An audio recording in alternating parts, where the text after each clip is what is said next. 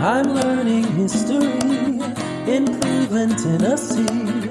Ocoee Society, 5 Points Museum. Welcome to the Curious Curators podcast with your host, Hope Vollm, Lindsay Shirkey, and Elijah Hammonds. Today we talk about the movie The Patriot starring Mel Gibson. Is it historically accurate or is it not? Let's dive in. Hey guys, welcome back to the Curious Curators. I'm Hope. I'm Elijah. And I'm Lindsay. And today we're going to be talking to you about something that really just keeps us awake at night. Something that we cannot stop wondering about. And that is how historically accurate or inaccurate are a lot of historical films. So today we're going to talk to you about The Patriot. And I don't know if everyone has seen The Patriot. It came out about 20 years ago today. But I can personally say that 5th grade me was absolutely obsessed with this movie. It was my favorite movie. I loved it. And now 10th grade me hated it. 5th grade me was way into it.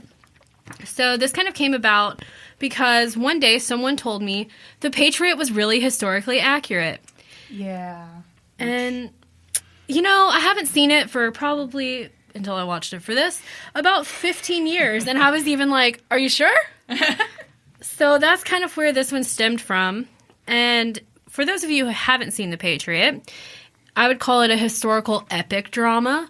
Yeah, I think that's fair. And it is about our main character, Benjamin Martin. Who is Mel Gibson, let's be honest. It's just Mel Gibson playing himself. It's just Mel Gibson in colonial attire. He does a good job of playing himself, though. Oh, yeah. I mean, that's what he plays in all of his films. Yeah, Basically goals at this point. So Mel Gibson, a.k.a. Benjamin Martin, decides that he is going to join up in the colonial militia and fight some redcoats, basically. And this is basically the story of how he does that. And there's, you know, some fun things thrown in throughout to keep us all interested. Some romance. There's some romance. There's in there. dogs. Dogs. There are children. There are children. And a lot of violence. A lot of And violence. Jason Isaacs. Jason Isaacs is the star of the show. With his hair down and his shirt open. Yes, he is the star of the show, the perfect bad guy. So, you know, I was kind of researching this, and this one quote stuck out to me, and I thought that it would be a really good quote to start this whole thing, start talking about The Patriot. Great, I can't wait. I didn't think you could. So this is actually a quote from producer Mark Gordon, and he said that they tried to be as authentic as possible because the backdrop is real history. So while we talk about this, let's just keep that in mind. It's real history, okay? It's real history. Real history. And I believe when you were researching, you said they had, contacted somebody at the Smithsonian, and they were kind of their historical consultant on this film. Well, see, that sounds great, doesn't it? No. They were the historical consultant for the costumes. The costumes, not the story. Well, I will be completely honest. The costumes were great. The costumes were banging. I have only one complaint about the costumes, and we can talk about that as we move in. But the costumes, I mean, I was watching them, and historical costumes are kind of my thing that I geek out about.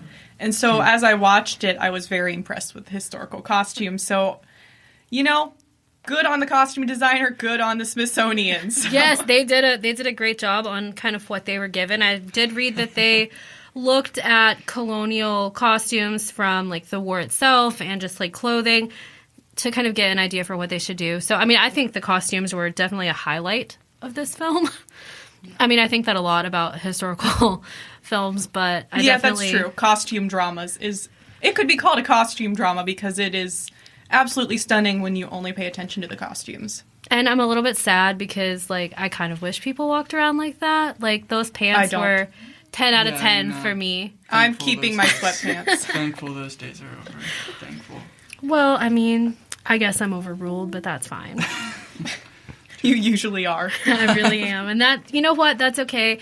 But I will go ahead and say that Deborah L. Scott, who was like one of the main costume designers, she made over 1,200 military outfits for this movie. That's pretty And epic. she actually won an Academy Award in 1997 because she was the costume designer for Titanic as well. Oh, okay. Yeah, so she actually had a pretty good track record, I would think, because Titanic also had great costuming. And basically she was allowed into the back of the Smithsonian, or wherever you go to examine things inside of the Smithsonian to see all of these costumes that they keep that we don't always get to see because, historical clothing is a little bit more delicate than... Right. Well, and if you actually look at the costumes up close, because of course I did, the materials were like corduroy, they were wool, and like the red coats were made of wool, which is historically accurate. And even the materials were actually accurate. The colonial uniforms down to the amount of buttons on them was accurate. I actually compared a screenshot with an image of one of those authentic, and I'm like, they're the same thing. Wow. Can you imagine filming in South Carolina in the summer wearing a wool coat? Oh, yeah. That sounds like it would be rough, but... Probably why Jason Isaacs always had his shirt unbuttoned. Because it was really warm down there. That would do it. Yeah, I will say they did a great job on the costuming. And absolutely. If you kind of just gloss over the script, I think it's fine. But then when you kind of look at a lot of things that came from it, so Robert Radat was the screenwriter. He also wrote Saving Private Ryan. Oh, wow. Okay. Well, he read journals and letters from colonists during this time to become more accurate, to make sure that the story was accurate. And that's a little bit shocking for me because so many things are not accurate. Yeah. Yeah, I think when people say based on a true story, they take a lot of liberties. And this is one of those examples where they took a lot of liberties by combining Mel Gibson's character with multiple different characters throughout the South and just sort of rolling it all into this epic man who does all these things and is battling with his previous sins that happened a long time ago, as we are told repeatedly by him and others. So, right, and you put it, the ghost. He was the ghost in the film. And I think it's kind of funny that they gave him a nickname because during a lot of this research, I saw that a lot of these people that Benjamin Martin's character is based on had, nicknames. So we'll kind of get into those people, but I will say that Francis Marion was called the Swamp Fox. Yep. And then Thomas Sumter, he was the Gamecock. Oh, yeah. Yeah. And then if you even get into Colonel Tavington, our favorite character, played by Jason Isaacs. The nickname that the man he was based on was given is the Butcher. Yeah. So there's a lot of nicknames. Bloody Van. Yeah. Was one of his nicknames. Yeah, so, there's a lot of nicknames given, so I kind of found it interesting that they kept at least that. They were like, well, we're going to give him a nickname, too, just one that no one else ever had. But, I think a lot of that is fine and fair. It's, to me, it was a lot of little things that they got really wrong, or things that they kind of glossed over. Yeah. Things, they had a lot of topics in there that were historically accurate but were at the wrong time, or they would have so much that was accurate and then they'd throw in something fictitious, like that whole Fort Wilderness thing. Fort Wilderness is a park in Disneyland. It's a ride in Disneyland or a hotel or something. It's not a real place and it never existed, and that is referred to continuously throughout the thing. And they said it on real world events, but then they make up Fort Wilderness and his backstory. Why couldn't they have used a real place from the French Indian War? Right, which would have been, or a real battle or siege. And really none of the battles that they talk about throughout the movie are even accurate. They're just a conglomeration of 6 different battles that maybe sound cool, so let's just throw that in there. Yeah. Do you want to kind of get into the movie? Yeah, of course. So just a quick, Benjamin Martin, as I've already said, is our protagonist. He, is a family man. He has 7 kids. He's a widower. And he just kind of wants to, do some woodworking on his farm with his kids and be, happy. I just want to point out the second shot in the entire movie is wrong. So, we started it off strong. The corn is modern corn. Thank you. That'll I did extensive research on what the corn should look like. It would have been the speckledy corn, the different colored corn? Yes, but it would also have been either smaller or it would have been... he could have had the Virginia dent corn, which is shorter and fatter. It still would have been very different from what they show So around this time is when we actually start to see modern corn, but it wouldn't have looked like that anyways. It came from the Iroquois, which are from the Midwest. It pretty much in the late 1770s, and this takes place in 1776. So right. I don't think it would have made it to South Carolina. Not realistic. Also, to have traveled that quick. They never specify what month it is, but they say that something is going to happen in July, which means they're harvesting corn before July. Plot, Lindsay, plot. Why did they have to harvest the corn? Because why did that have to be the opening shot? They needed to look busy. We're showing how hard they work on their farm. Well, because the kids were planting. They could have just stuck with an image of the kids planting, but they have the workers on the farm, because they're not slaves, harvesting corn before June. Yeah, also, they're not slaves? They're not slaves. Question mark? Yeah. Are they... They are freedmen, as they say in the movie. Freedman was not a term used until after the Civil War, by the way. Yes. So they're free, but they just decide to work on Old Ben's plantation? He pays them. Does he, though? Supposedly, yes. I have like a whole separate paragraph on why that's not accurate. Here we go. Freedmen is an incorrect term, only came into use during the Civil War. During this time, they would be called free Negroes or free blacks. Only 2% of the black population in South Carolina was free, and it was usually women. They had to get legislative approval or would be removed from the state. Oh, so let's talk about that background of historical accuracy again. Yeah. I do kind of just want to throw in a little bit about our titular characters, people that sort of make him up. Because I think that that's a little bit important, just because in the film, Benjamin Martin, a.k.a. the Ghost, is a tortured hero, right? Yep. He Absolutely. didn't want to do these terrible things that he did, but, he did because it was for, the greatness of, Britain and the colonies and whatever he had reason. to do what he had to do, supposedly. Right. He's, our original American hero, right? Yeah. Well, so I was a little bit upset when I read about Francis Marion. Oh, yeah, our you swamp would be. Fox. Well, anyone would be. And we can say a couple of, semi-nice things about Marion. They call him the father of modern guerrilla warfare tactics. They're still used today. The father of maneuver warfare, and he's credited in the lineage of modern-day Green Berets. Okay. He was also kind of an awful guy. Yeah, no, he was actually the worst. He really was the worst. He was called... So there was a historian called Christopher Hibbert, and he is one of the most widely read popular historians of our time. And I'm just going to use this quote. He says, quote, "The truth is not that people like Marion committed atrocities as bad, if not worse, than those perpetrated by the British." And then The Guardian went on to call him a serial rapist who hunted red Indians for fun. Yep, I also have that. Yeah. He would rape his female slaves. So that black woman on the farm... Yeah. Was really a slave. She was very happy, though, and she was a free woman, according to the movie. This podcast is a production of the Alderman Group and the Museum Center at 5 Points. Be sure to check out all our upcoming events on our website at museumcenter.org. That's museumcenter.org. Let's continue with the show. Yes. Yeah, and he was not... So, we've picked an awful character To base your protagonist on. Yeah.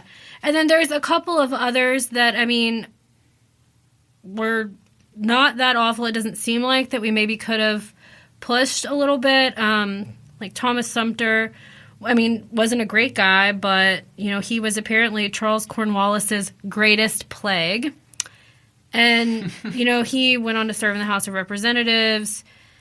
He was one of the reasons that Cornwallis decided to abandon the Carolinas. So he could have been someone. We also have Daniel Morgan, who was a pioneer, a soldier, and later a politician, and Andrew Pickens, who became a brigadier general in the South Carolina militia. So I couldn't really find a ton of information about him, but, anything could have been better than Francis Marion. Yeah, he was kind of... Could be why they did a culmination of these Southern gentlemen, if you will, that they wanted to consolidation. Yes, they wanted to consolidate the character and make it, I'm sure all of these men had previous things that they struggled with in their past, or things that they currently are doing that are really terrible things. So Francis Marion, the chief among them, being not a good guy. I'm not sure that it's not like they posted like this is based on the life of Francis Marion or something, but I guess that might have just come out later that that's who it was, but it's still kind of you know, and this was 20 years ago. Things were a little bit different then. For sure. We can say that, but still. It does. I think all that stuff was still bad. Yeah. We just maybe we just didn't talk about it 20 years ago. And to be fair, we were quite young at that point, so I don't think that was something that I would have ever.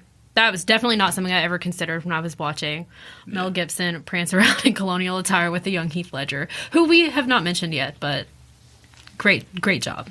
Good job. Yeah, great job, Heath Ledger. I think my look at the movie was much more nitpicky. Like, in the fourth scene of the movie, the flashcards are wrong. They have flashcards that she's teaching the youngest numbers.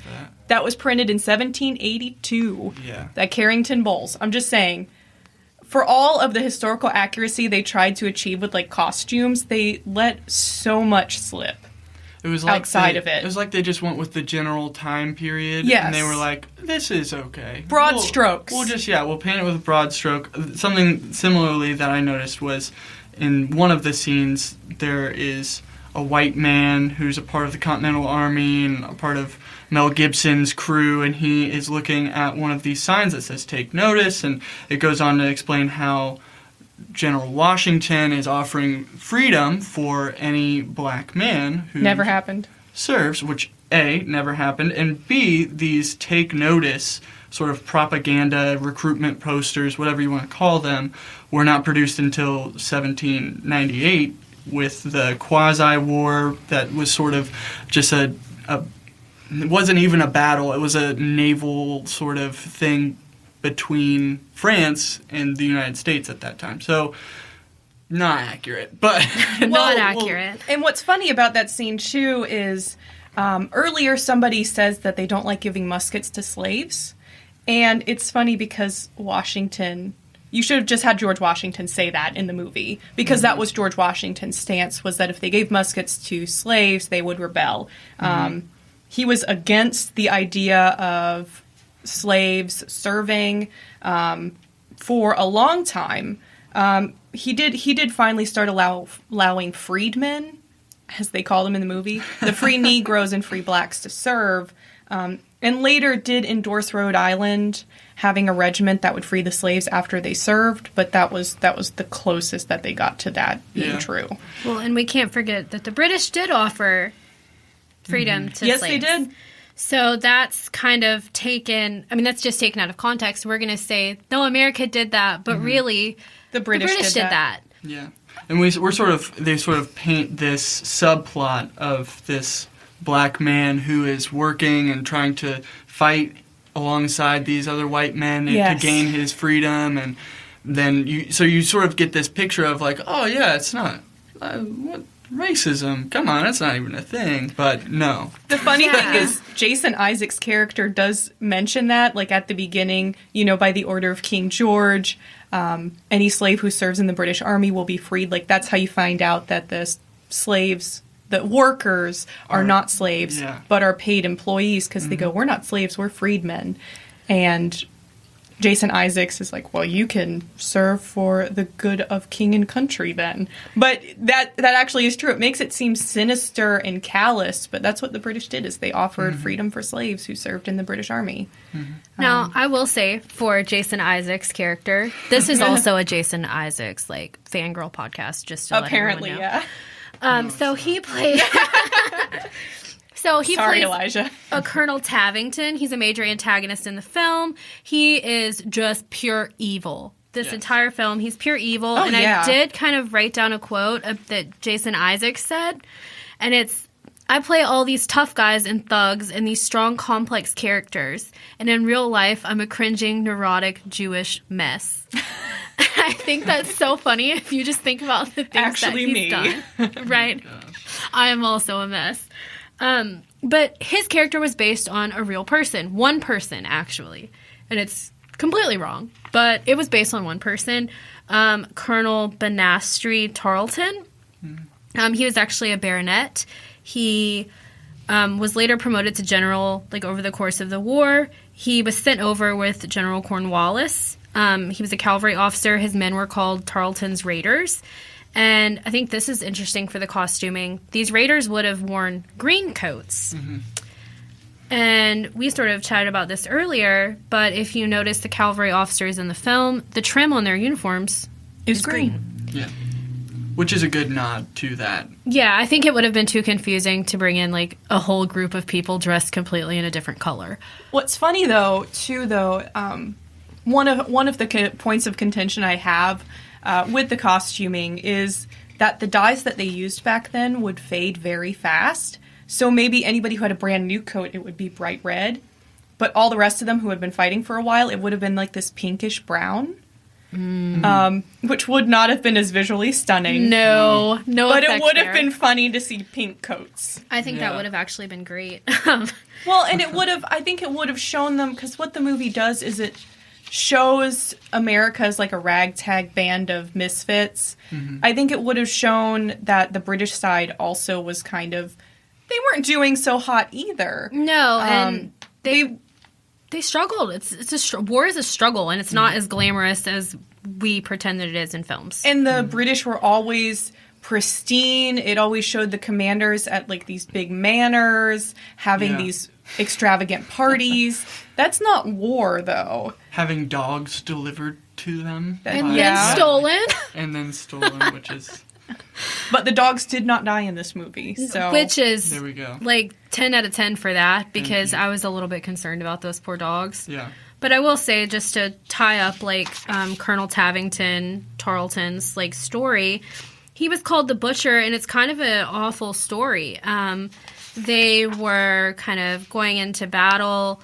The Virginian Army or Continental Army, I guess, so just kind of a militia, was led by Abraham Buford. And they ended up surrendering, but at some point, somewhere, a musket went off. It shot Tarleton's horse. His men thought he were dead, and they massacred the surrendering army. 113 people were killed, 203 captured, and another 180 were wounded, which is why he became known as the Butcher, and the term Tarleton's Quarter. Oh, means no quarter. Exactly. Means that we're going to kill you anyway. Sorry. And he actually published his own account of that, like, after the war, to say that, like, this was an accident, which we'll never know the truth. We'll never know if it was an accident. But he kind of used all of his stuff. He survived. Unlike, spoiler alert, the end of the movie, he survived. And he went on to be a politician, and he used all of this fodder that he had gained during his time in America as a political campaign. He was elected. And funnily enough, after the release of this film, the Liverpool City Council, led by Edwin Klein, their mayor at the time, called for a public apology because of his character assassination. I could not find if that apology was ever given. Although he was known to be a womanizer and rake. I mean... Well cast. Mel Gibson, well cast. 10 out He of 10 supposedly lived a life of debauchery and hell-raising, so... TBH, I would have been friends with him, so... You would have. I would have, that's fine. And he was quite young in the war. Yeah. Like, so he's... I mean, not that Jason Isaacs is, like, you know, old and gray, but he would have been a good 10 years younger than, like, Jason Isaacs was kind of portraying him, which is no fault of Jason Isaacs. A lot of character assassination is done in that sense, but the Patriots actually violated the rules of war way more than the British did. Marion actually did kill...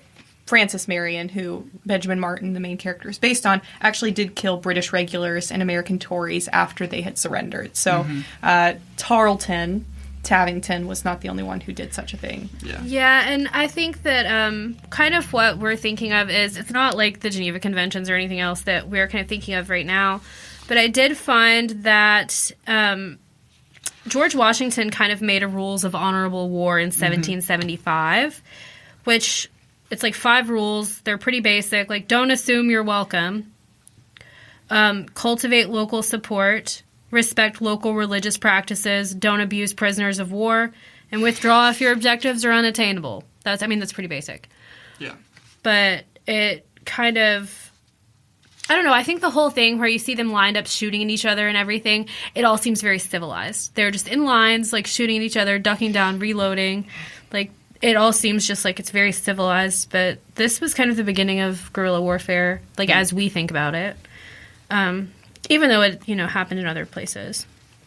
So it's kind of wild in that way, because I always think it's very strange to just, like, watch a war scene in an older film where they literally stand in line and shoot one another. I think that's insane. Yeah.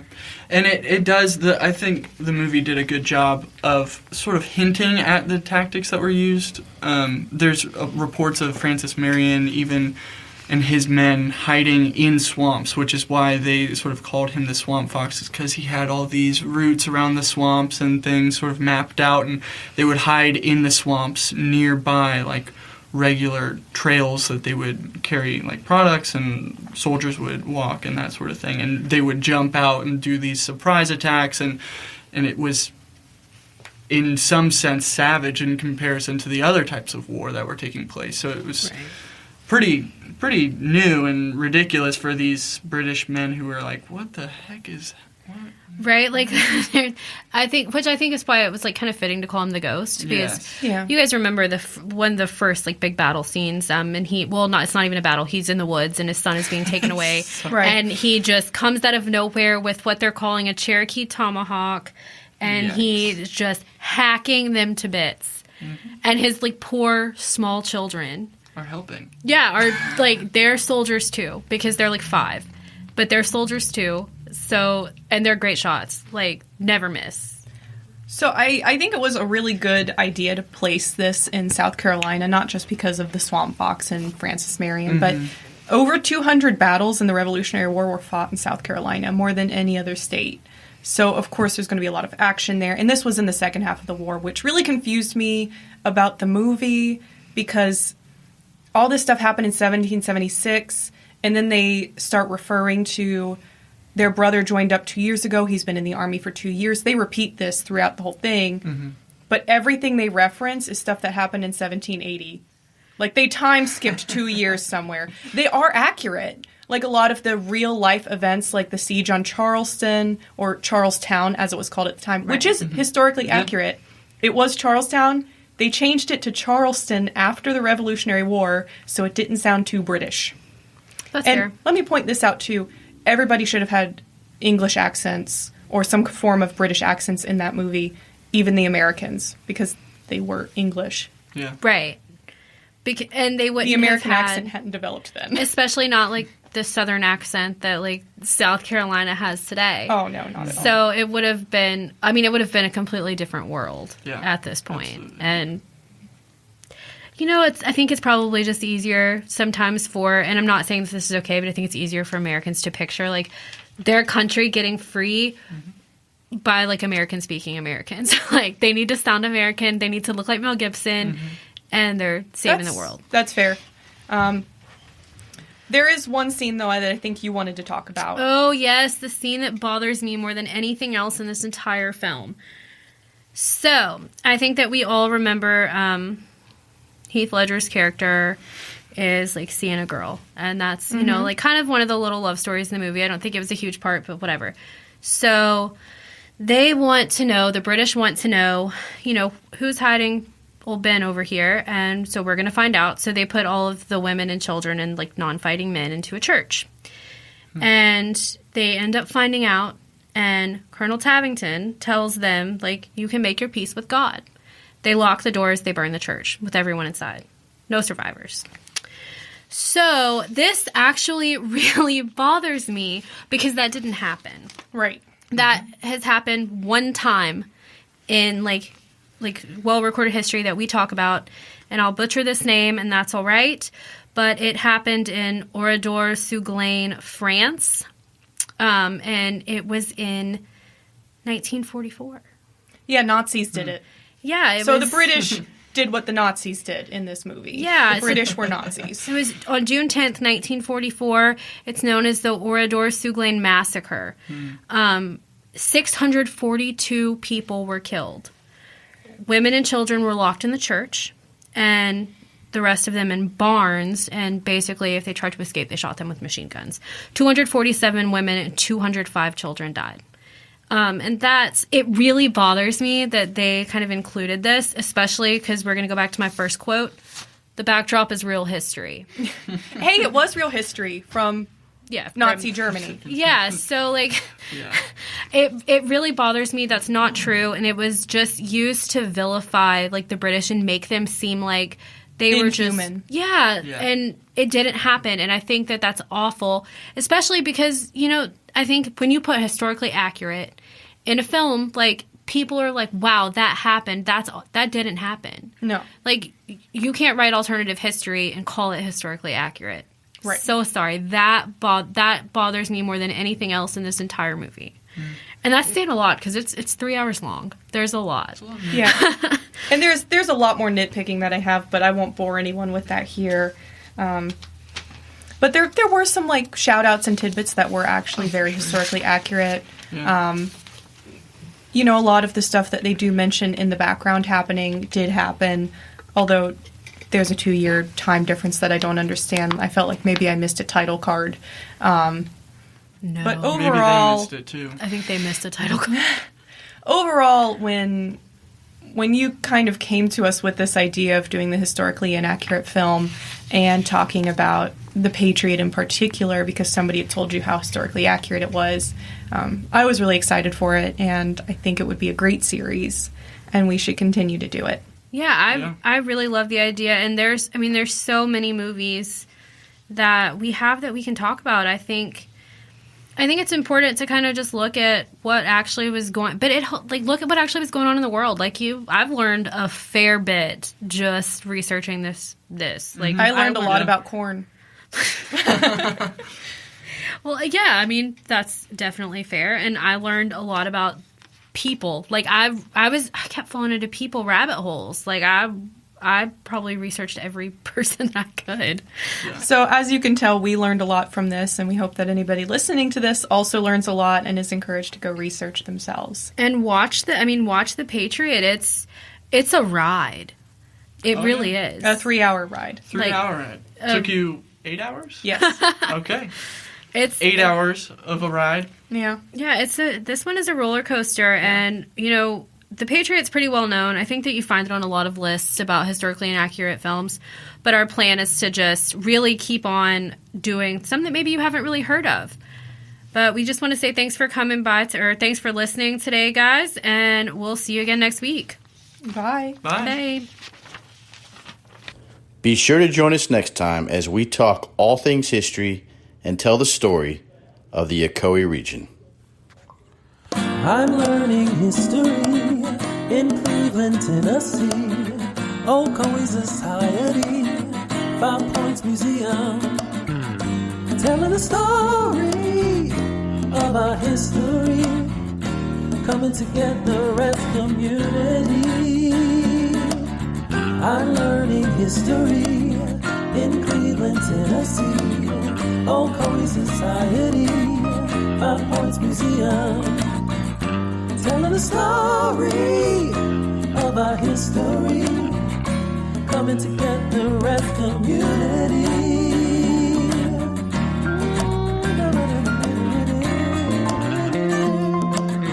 I'm learning history, 5 Points Museum.